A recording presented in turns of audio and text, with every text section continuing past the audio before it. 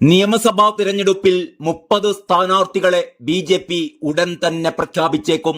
ജനുവരി 12-ന് തിരഞ്ഞെടുപ്പ് പ്രചാരണം തുടങ്ങാനാണ് പദ്ധതി. നേമത്ത് രാജീവ് ചന്ദ്രശേഖറും കഴക്കൂട്ടത്ത് വി. മുരളീധരനും സീറ്റുറപ്പിച്ചു. കെ. സുരേന്ദ്രന്റെ പേരാണ് പാലക്കാട് സജീവ പരിഗണനയിലുള്ളത്. ശോഭാ സുരേന്ദ്രന്റെ പേര് കായംകുളത്താണ് പരിഗണിക്കുന്നത്. അമിത്ഷാ ജനുവരി 11-ന് കേരളത്തിലെത്തും. ഇതോടെ തിരഞ്ഞെടുപ്പ് പ്രചാരണം തുടങ്ങാനാണ് ബി.ജെ.പിയുടെ തീരുമാനം. ചരിത്ര വിജയം നേടി തിരുവനന്തപുരം കോർപ്പറേഷനിൽ ബി.ജെ.പി. അധികാരത്തിലേറിയത് ആഘോഷമാക്കാൻ കൂടിയാണ് അമിത്ഷാ എത്തുന്നത്. പ്രധാനമന്ത്രി നരേന്ദ്രമോദി എത്തുമെന്ന പ്രഖ്യാപനം നിലനിൽക്കെയാണ് മോദിക്ക് മുൻപേ അമിത്ഷാ എത്തുന്നത്.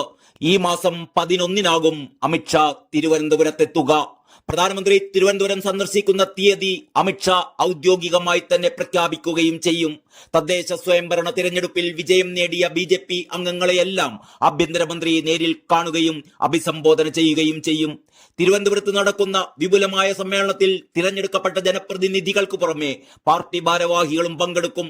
കേരളത്തിലെ ബി.ജെ.പിയുടെ രാഷ്ട്രീയ മുന്നേറ്റത്തിൽ നിർണായകമായ തദ്ദേശ വിജയത്തിന് പിന്നാലെ അമിത്ഷാ എത്തുന്നതിനെ ഏറെ ആവേശത്തോടെയാണ് പ്രവർത്തകർ കാണുന്നത്. അതുകൊണ്ട് തന്നെ ഷാ എത്തുന്ന പരിപാടി വലിയ ആഘോഷമാക്കി മാറ്റാനാണ് സംസ്ഥാന ഘടകത്തിന്റെ നീക്കം. അതേസമയം തദ്ദേശ തിരഞ്ഞെടുപ്പിൽ ക്രിസ്ത്യൻ ഔട്ട്റീച്ച് പാളി എന്ന് ബി.ജെ.പി. വിലയിരുത്തുന്നു. തദ്ദേശ തിരഞ്ഞെടുപ്പിൽ ക്രിസ്ത്യൻ വോട്ടുകൾ ആകർഷിക്കാനായില്ല, ഹിന്ദു വോട്ടുകൾ ഏറെ നഷ്ടമായി എന്നും ബി.ജെ.പി. വിലയിരുത്തുന്നു. ബി.ജെ.പി. ക്രിസ്ത്യൻ സ്ഥാനാർത്ഥികളിൽ ജയിച്ചത് 1.3% മാത്രമാണ്. തദ്ദേശ തിരഞ്ഞെടുപ്പിൽ ക്രിസ്ത്യൻ സമുദായത്തിൽ നിന്ന് 1926 സ്ഥാനാർത്ഥികളെയായിരുന്നു 14 ജില്ലകളിലായി ബി.ജെ.പി. മത്സരിപ്പിച്ചിരുന്നത്. 25 പേർ മാത്രമാണ് ജയിച്ചത്. 8 ജില്ലകളിൽ മാത്രമാണ് ജയിക്കാനായത്. കോട്ടയം ജില്ലയിൽ പോലും കാര്യമായ നേട്ടമുണ്ടാക്കാൻ ബി.ജെ.പിക്കായില്ല.